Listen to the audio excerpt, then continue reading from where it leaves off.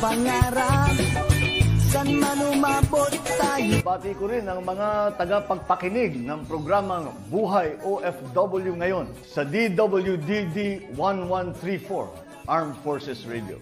Mabuhay kayo mga OFW, mga bayani ng Pilipinas.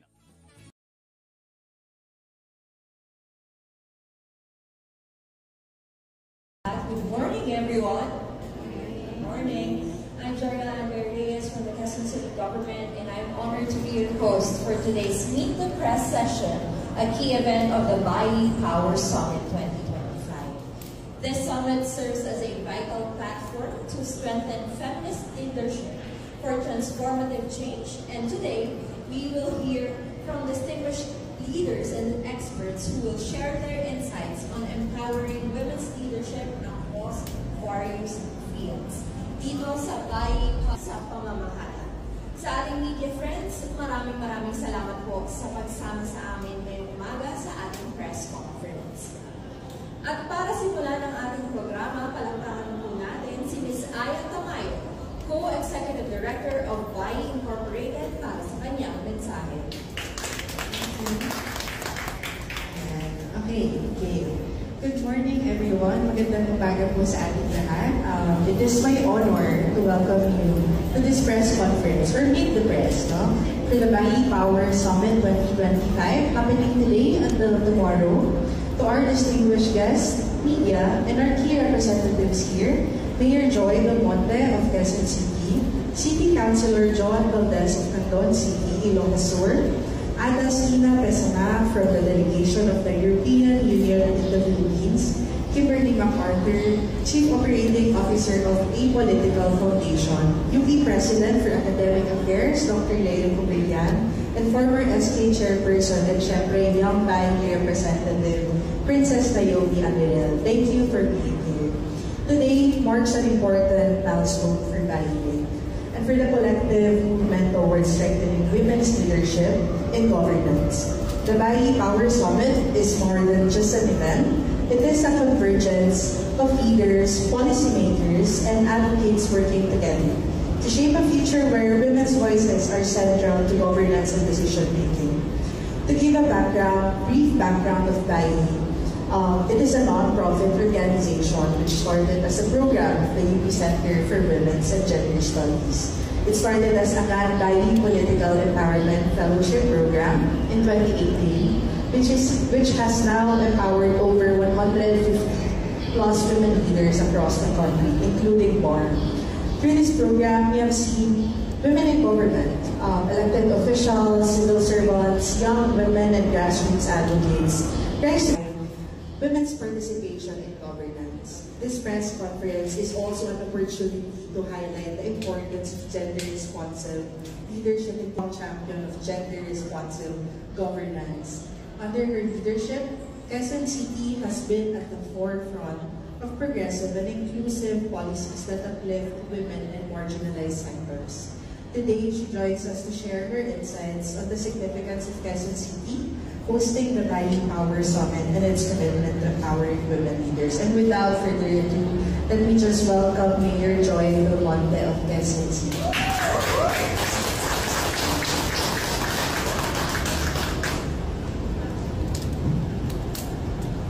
Magandang umaga po sa inyo lahat. Ako po ay naandito para magbigay ng opening statement. At pagkatapos po nito ay maaari po inyong tanungin ang ating po mga resource persons na nandito ngayon ng iba't ibang mga katanungan patungkol dito po sa ating po press conference. Una sa lahat, salamat sa mga kaibigan natin sa media sa pagpunta dito. Isang Power Summit 2025. And to our esteemed guests, partners, members of the press, and of course the dedicated women leaders who continue to inspire transformative change. Pahintulutan mo ninyo ako na pinapakilala po ang ating panelists ngayong umaga ito. Kasama po natin at ang pinakauna natin na kasama dito si City Councilor Joanne Valdez ng Canton City. Kasama rin po natin si Ada Sina Pesama from the delegation of the European Union in the Philippines. Kasama rin po natin si Kimberly MacArthur, Chief Operating Officer of the Apolitical Foundation. Si si Dr. Leo Cubillan, UP Vice President for Academic Affairs. Siyempre, ang Co-Executive Director ng Buying Inc., si Aya Tamayo, kasama po natin.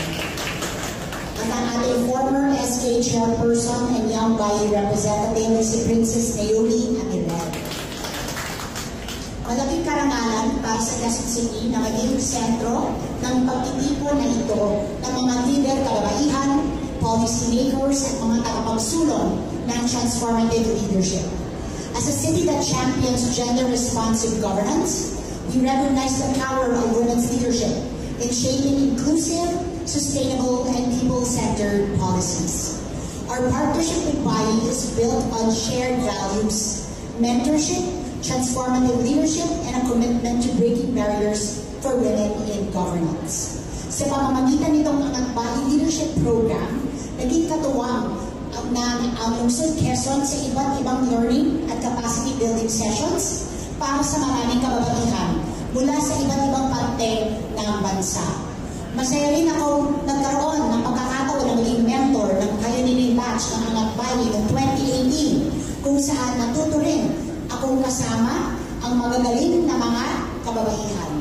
Kaya para simula ng selebrasyon natin ng Women's Month, muling pinagsasama ng BAI ang lahat ng Angat BAI Fellows, mga partner at allies para palakasin pa ang gender-responsive leadership sa ating bansa. Ito ay natataon at nararapat lang pag-usapan para masiguro inklusibo ang mga polisiya at programang ating ipapatupad saan man sulok ng bansa natin. Sa araw na ito, kinikilala natin lahat na malaki ang papel ng kababaihan sa pamamahala at pagpapabuti ng kalagayan ng ating mga mamamayan. Bagamat hindi pa tuluyang may wawaksin sa lipunan, ang kaisipang ang babae ay para sa bahay lamang. Marami na tayong kababaeng leader sa ehekutibo, legislatura, judikatura at maging sa sektor ng pagnenegosyo na nagpapatunay na hindi nakasalalay sa kasarian ang kakayahang mamulo. Kaya samahan niyo kami sa isang panawagan para palakasin ang mga ugnayan, ibahagi ang best practices at strategies, at sama-samang itulak ang mga polisiya at programang makakapagpabago ng ating pong bansa. Today, we are fortunate to hear from key partners and advocates who have been instrumental in advancing gender-responsive leadership in governance.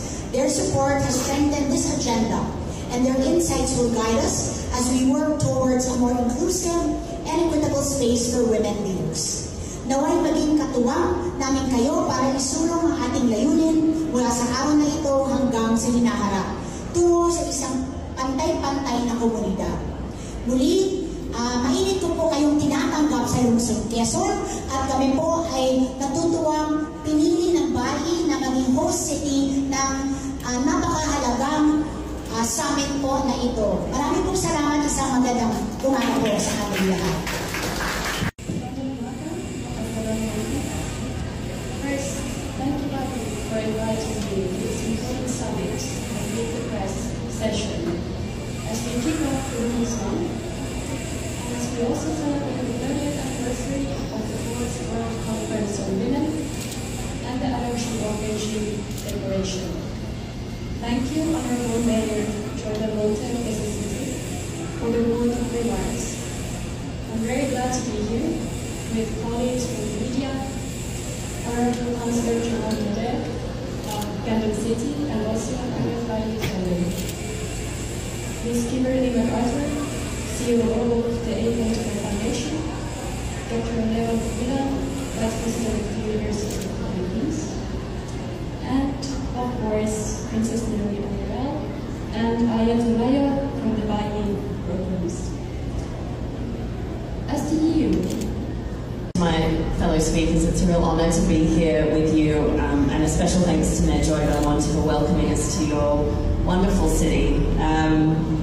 I'm really honoured to represent the Apolitical Foundation at such an event that's supporting feminist leadership and political empowerment. It comes at a critical time, as you all too well know, with elections here coming up in the next couple of months, the BARM elections happening here next year. But I think if we also consider the political changes that are happening around the world at the moment, something like this type of summit, is crucial in showing that there's an alternative way to do politics. I think political leadership faces really unprecedented challenges at the moment, and we know from around the world that trust in political leaders and political leadership is declining, and particularly for women leaders. But also, I'm here to represent the academy, and it's really where future leaders are made, and in a way, we hope that we'll be able to contribute to your movement and cause. I agree with what you said, that women leaders in the Philippines. Thank you, Mayor Joy Belmontes is one of our great leaders in our country, where people, it's like you see how they work, and in a way, if we empower women as early as a young valley, and then it could be transformative to our society. We always say that in the academy, in UP, that when you get into UP, it is really not just that you are there, you want to study, you take the courses, learn more, but actually we are trying to meet your values with that of society. Transformative feminist leadership, but it also helped us learn and shape who we are and have that value na ganito pala, this is how we should approach things pala. A quick story of my backstory po. I was an SK chairperson and one of the youngest, and I started actually being in politics. I think Ina Norque and Kakadal can attest that I started joining in parliamentary session or in advocacies when I am 15 years old, I think. And it's an early age to think of it na sasali ka sa ganitong mga programa, and to see how political world works is as a young one, parang medyo hindi maganda yung tingin mo na ay ganito pala yung political world, ganito pala. And in our community environment, it's very patient ng mga babae, which in fact dapat marami, especially to young ones na, as doctors they said na as soon as possible dapat young girls should be involved. Nakakaintindi ng Ilocano dito. Mukhang wala po masyado. So, good morning. Magandang hapon po sa inyong lahat. Foremost, I would like to thank, of course, Bayi Inc. and the Quezon City Government for allowing us to take space this morning. This is very important to us because we're ensured that women's voices are not just heard but are necessary. So maraming salamat po sa pagkakataong ito. So gusto ko lang pong ipakilala ang aking sarili. I am Joanne. I'm a third-term council member from Tandon, Ilocos Sur.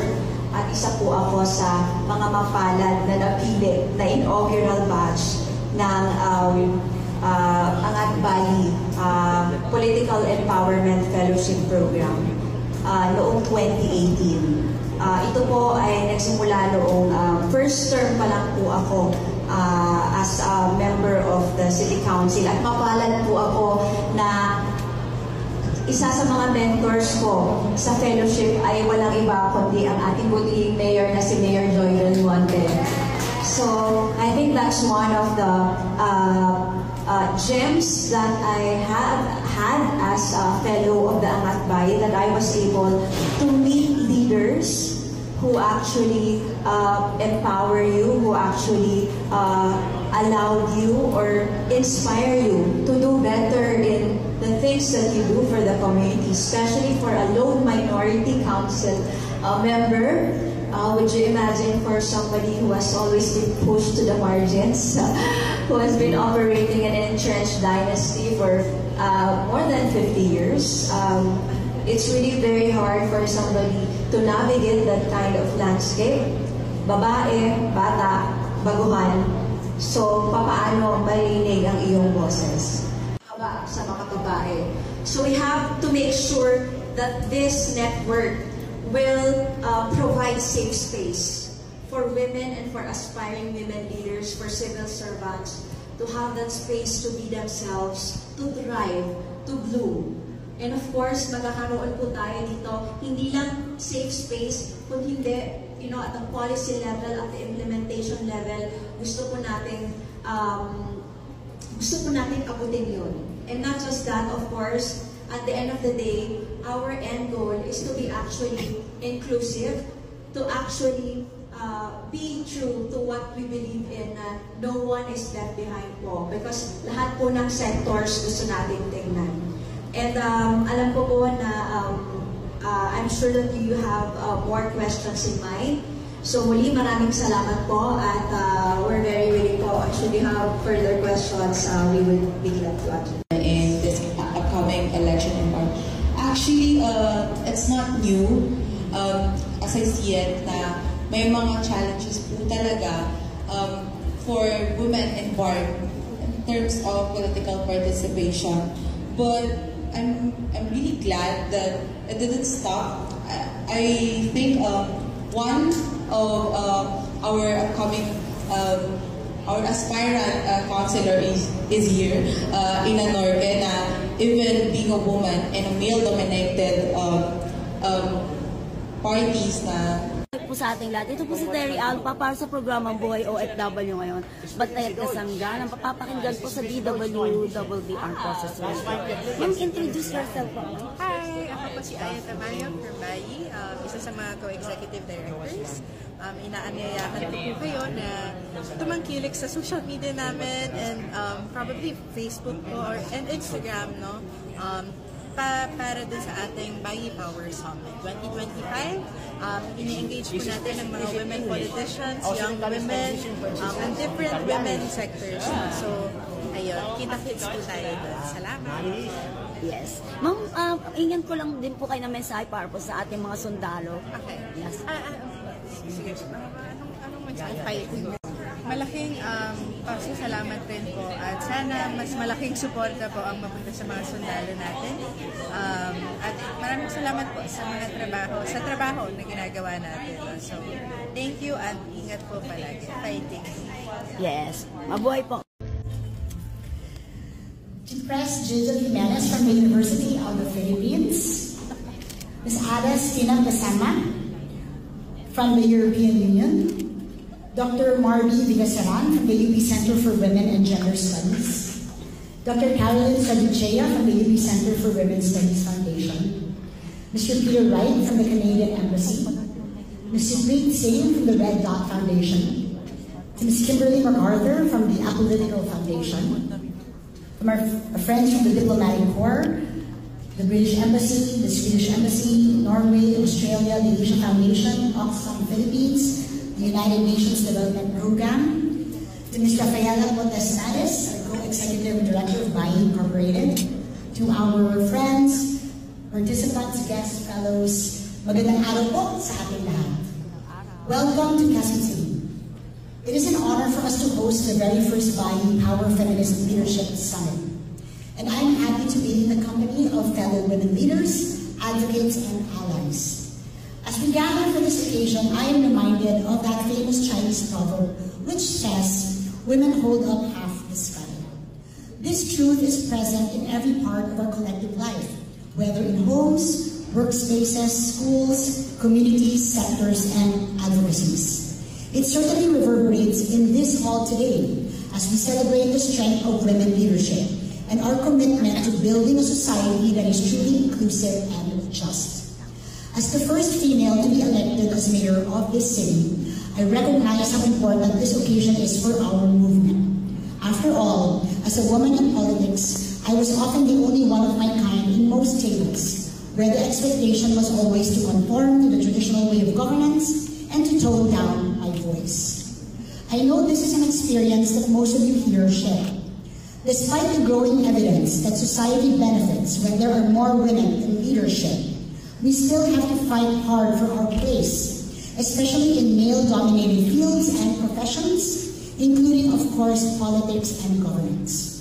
To this day, we continue to face double standards that differentiate us from our male peers and colleagues. A man is goal-oriented, whereas a woman is ambitious. A man can be passionate, but a woman can never be emotional. When a man is a leader, a woman who dares to do the same is bossy or pushy. We are judged first by our looks and set to much higher moral standards, asked to comply with norms that were put in place to undermine us. You are expected to be strong, but never tough, to grin and bear, even the face of blatant insults, to work thrice as hard, and yet be modest in our achievements, to prove ourselves worthy each day in ways that men are never expected to. In many ways, my leadership journey was one that I had to shape on my own, and in doing so, I felt strongly that this is a mindset that we must all change. This is why here in Quezon City, embracing women's rights is not a token advocacy, but a real priority in governance. We are loud and proud in the work that we do to support our women, whether they are solo parents in need of additional welfare assistance, wives and mothers who take an equal responsibility for their families, aspiring entrepreneurs seeking opportunities to shine, survivors of gender-based violence and domestic abuse, or professionals, employees, and students. Here in our city, we provide avenues to strengthen women's self-agency and their capacity for leadership, which is part of our broader bid to promote inclusivity. This means transforming our city into one where every woman can feel safe and capable of fulfilling their full potential. We established the Quezon City Protection Center for Women, Children, and LGBTQIA+, the first of its kind, which provides legal, medical, and psychological support for survivors of abuse. We put in place the first ever unified database for the proper tracking and processing of violence against women and children cases in our city, streamlining records from barangays, police stations, hospitals, schools, and various departments. We have placed financial freedom at the heart of our efforts, as well growing a community of rising women entrepreneurs. Our efforts likewise include support for women within the ranks of the Quezon City government. We saw the everyday struggles of working mothers and created a breastfeeding station in Quezon City Hall to provide them with a safe and accessible space, as well as child mouthing facilities within our premises. We also have a system in place to investigate allegations of sexual harassment, which includes firm consequences on perpetrators, as well as counseling and other forms of assistance for the survivors of such acts. We have initiatives for women serving time in our Quezon City Female Dormitory, where we implement a program called No Woman Left Behind. This establishes an enabling environment that protects the rights of women, PDLs, through access to education, healthcare, livelihood, capacity building, among others. Many of our women PDLs were able to study again, to earn so they can help their families outside, and to grow into better versions of themselves, so that they can rebuild their lives once they are released. These are just some of the many initiatives we have in place in a bid to make Quezon City the model for inclusivity and gender equality. Admittedly, this pivot has required me to pour 300% more effort than what is expected of my male peers. But we moved the needle, little by little. We established that embracing women's power works because women are integral to every single part of our collective lives, from our bid to socio-economic progress, climate solutions, people participation, and many other aspects. I have long been a partner and friend of Bai. In fact, I had the privilege of serving as a peer member in the Angat Bai Political Empowerment Fellowship in 2018, where I witnessed firsthand the passion and resilience of women in politics and public service. Bai's leaders include some of my good friends, and whenever they talk about the work that they do for this movement, I always find myself inspired by their optimism and passion for this cause. Being in this hall with you today fills my heart with joy, because this is yet another milestone not only for Bai, but for our community of strong, competent, and determined women. I am sure that you all have your own success stories to share. I am excited for the discussions that we will be having over the next 2 days. For our younger sisters here, this is an opportunity to gain friends and mentors to learn more about the work that you have dared to embrace. And for my contemporaries sa mga ka-generation ko dito, kaedad ko, we have this beautiful chance to reconnect and to grow our circles. This is an ode to the generations before us, who fought valiantly in order to give us the opportunity to lead and be heard, and a statement that we make for the generations of women who will follow in our footsteps. Finally, our shared dream of creating more spaces for women leaders is coming to life and growing with such impact. As we open this summit, I hope we continue to ask ourselves the hard questions. How do we make a feminist leadership not just a vision, but a lived reality for every woman? How do we ensure that no one is left behind in our pursuit of justice and equality? How do we sustain this movement and make sure that the next generation of women leaders have even more opportunities than we have? Together, I am positive that we will find the answers and bring them to the work we still have to do. May we take inspiration from each other and from the mission to help ignite the power within more of our fellow women. Again, it is an honor to have you here in Quezon City. Maraming po salamat sa karangalan ito at mabuhay po tayong lahat.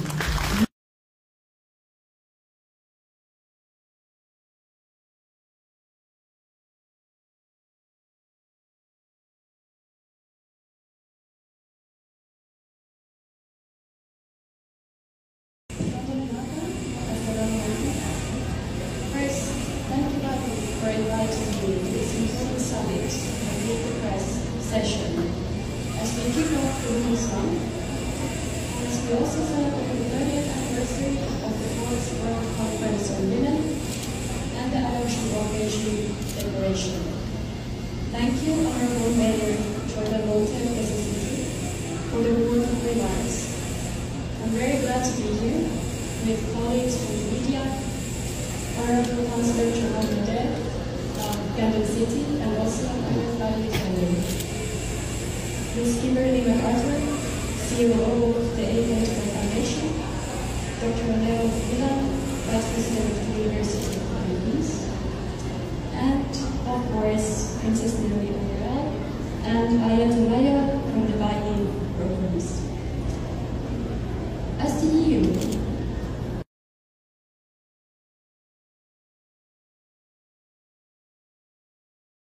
welcome to my program, Buhay OFW ngayon, na mapapakinggan po sa DWDD Armed Forces Radio, ang boses ng Kawal Pilipino. Ito po si Terry Alba.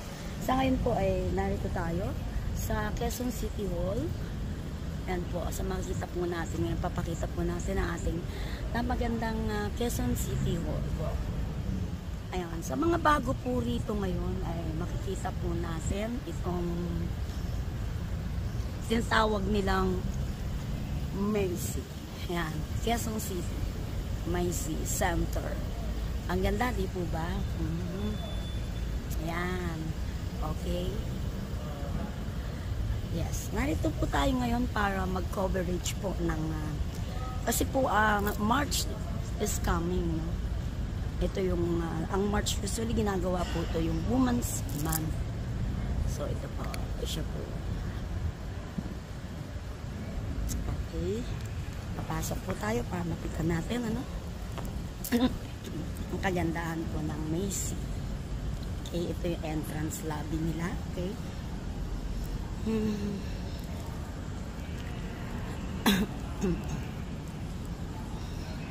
Pasok tayo.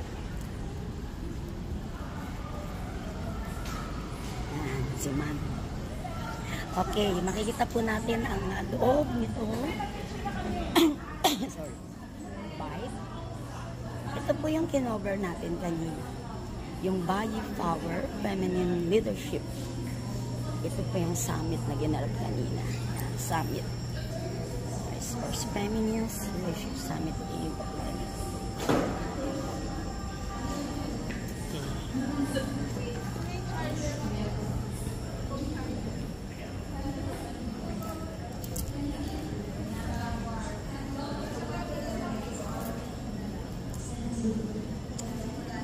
Dito po ay makikita niyo po ang exhibit.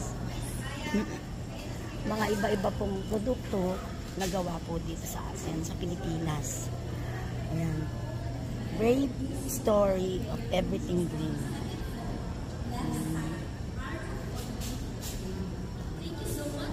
Multi-purpose cooperative.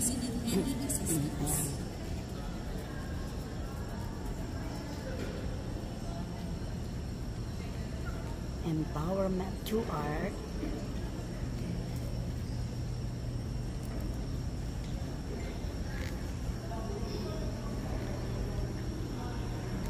Ayan, napakarami pong products.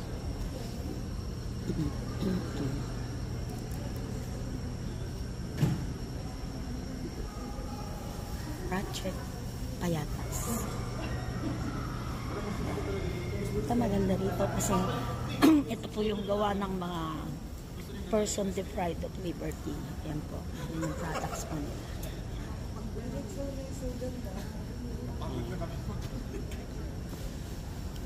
And yan ang pinagmamalaki nating hobby, heritage, handmade, rated for indigenous.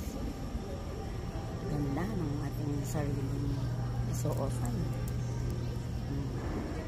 Bags and Beyond by Pam.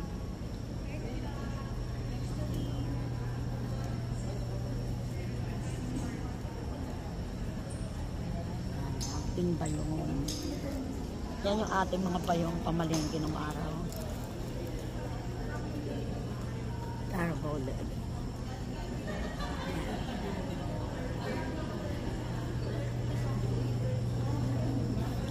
Meron pa pong itaas ito, second floor. Maganda rin po. Doon ginagawa ang press conference, second floor.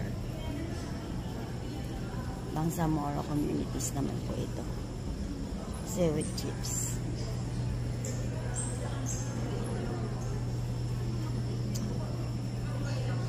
Kumusta ka? Lunas Collective. Bantay.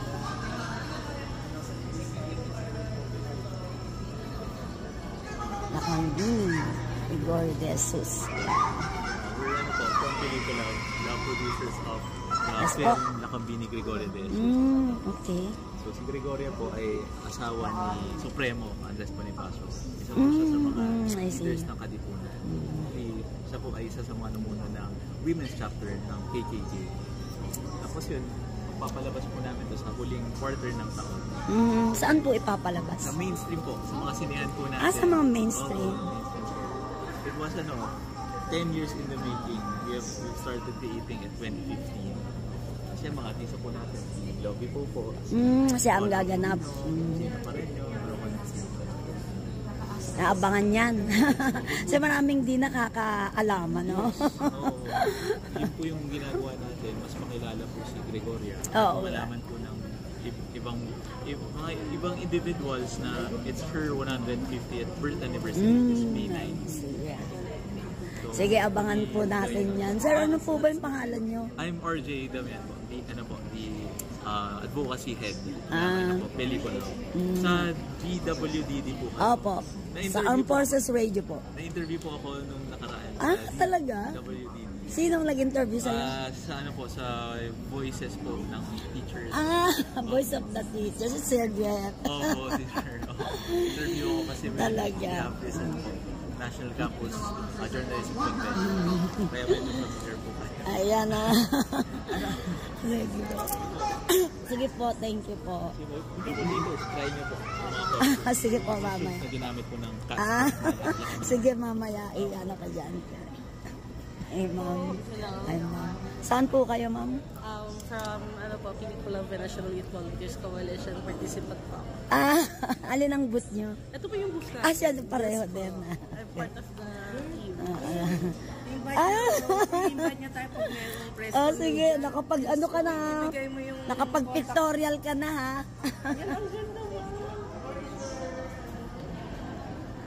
PWD. Ayan, advocacy natin yan. PWD. Ano pong products nyo? Sari-sari po.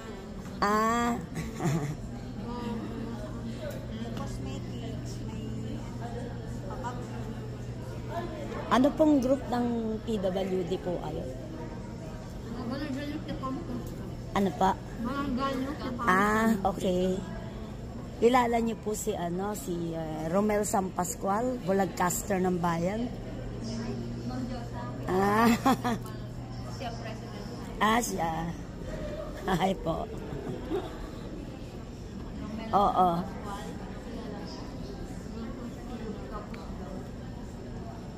Sige. Okay. Ayan po, for person with disabilities, safety. Hello po, medic table. Yan, kailangan natin to. Medical need. Pouch painting.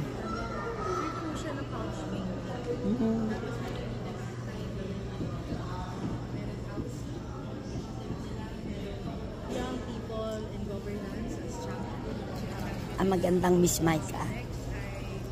Okay. Bayi. Marami silang gawa. Bayi, no?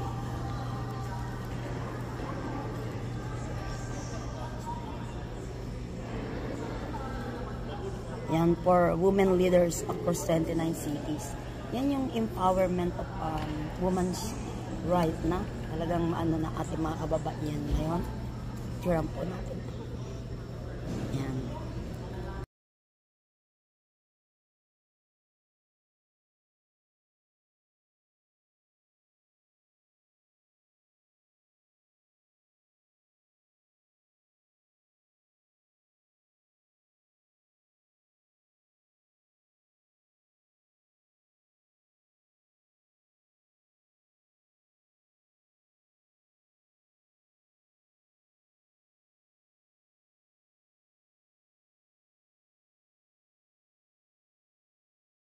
Welcome to my program, Buhay OFW ngayon, na mapapakinggan po sa DWWD Armed Forces Radio, ang boses ng Kawal Pilipino. Ito po si Terry Alta. Sa ngayon po ay narito tayo sa Quezon City Hall. Yan po, sa makikita po natin, ngayon papakita po natin ang ating napagandang Quezon City Hall po.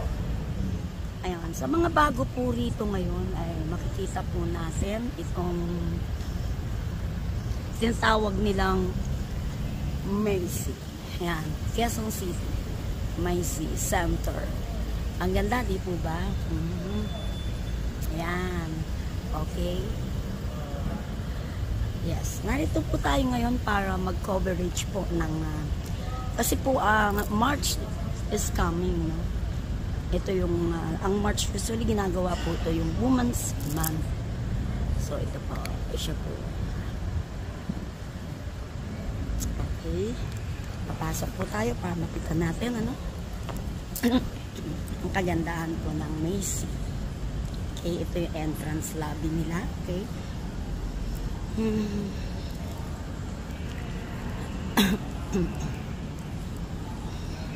Pasok tayo. Ayan, si Man. Okay, makikita po natin ang loob nito. Sorry. Bike. Ito po yung kinover natin kanina. Yung Bayi Power Feminine Leadership. Ito po yung summit na ginarap kanina. Summit. First Feminist Leadership Summit in Planning.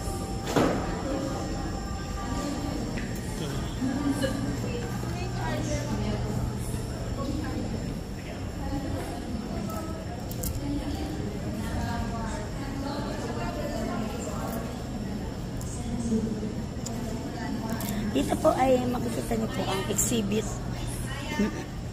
Mga iba-iba pong produkto na gawa po dito sa atin, sa Pilipinas. Ayan. Brave story of everything green.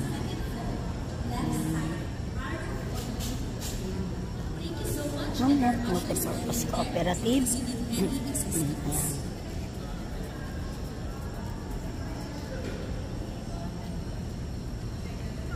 Empowerment to art.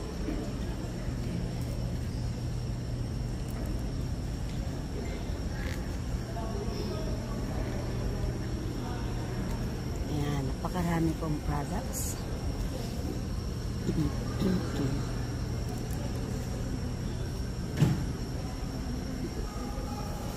Project Payatas.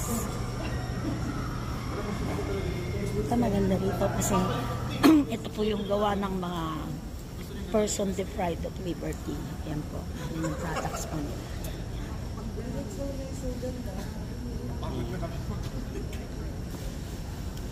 And yan ang pinagmamalaki nating hobby, heritage, handmade, created for indigenous. Ganda ng ating sariling isuosan. Bags and beyond, like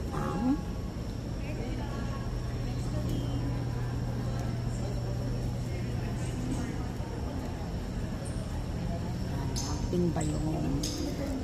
Yan yung ating mga bayong pamalingki ng araw. Carabao leg.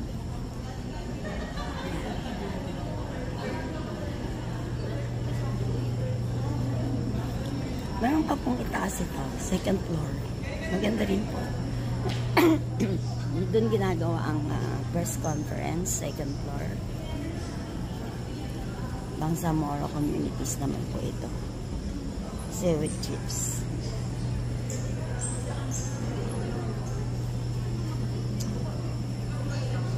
Kumusta ka? Lunas Collective. Bantay.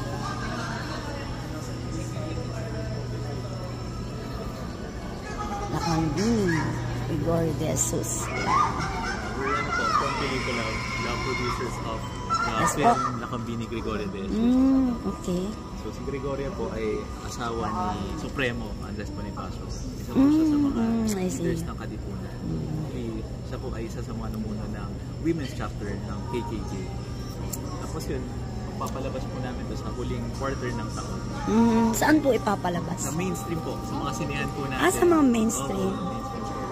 It was 10 years in the making. We've started creating in 2015. Kasi mga artista po natin, si Lovey po. Siya ang gaganap. Naabangan yan. Kasi maraming di nakakaalaman, no?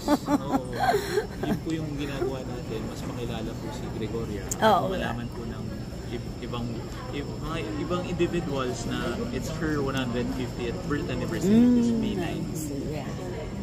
Sige, abangan po natin yan. Sir, ano po ba yung pangalan nyo? I'm RJ Damian po. The advocacy head ng Pelikula. Sa DWDD po. Opo. Sa Armed Forces Radio po. Na-interview po ako nung nakaraan. Talaga? DWDD. Sinong nag-interview sa'yo? Sa voices po ng teachers. Voice of the teachers. Si Sir Jeff. Oo, teacher. Interview ako kasi talaga. National Campus Journalism Convention. Kaya medyo familiar po kayo. Ayan na. Sige po, thank you po. Try nyo po. Sige po, mamaya. Na ginamit po ng sige, mamaya. Ano ka dyan? Ma'am. Ma'am. Saan po kayo, ma'am? From Pelikula National Youth Volunteers Coalition, participant po. Alin ang booth nyo? Ito po yung booth na. Siya pareho din. I'm part of the team. Invite niya tayo pag mayroong press. Sige, nakapag ano ka na. Nakapag pictorial ka na, ha?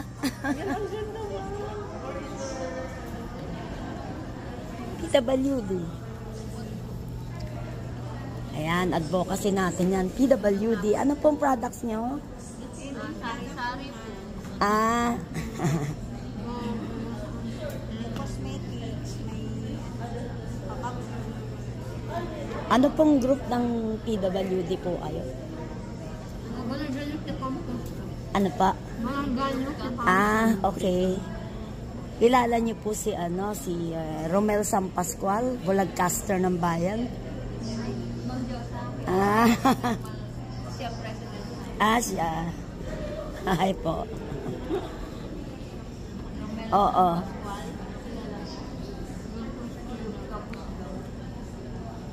Sige. Okay. Ayan po. For person with disabilities, safety. Hello po. Medic table. Yan. Kailangan natin to. Medical need. Pouch painting. Siya na pouch painting.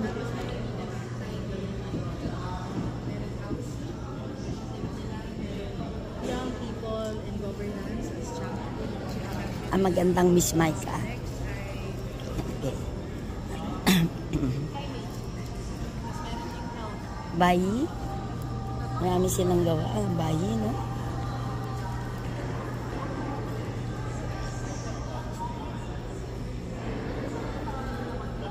Yan, for women leaders across 29 cities. Yan yung empowerment of women's right na. Talagang ano na ating mga kababaihan ngayon. Picturean po natin.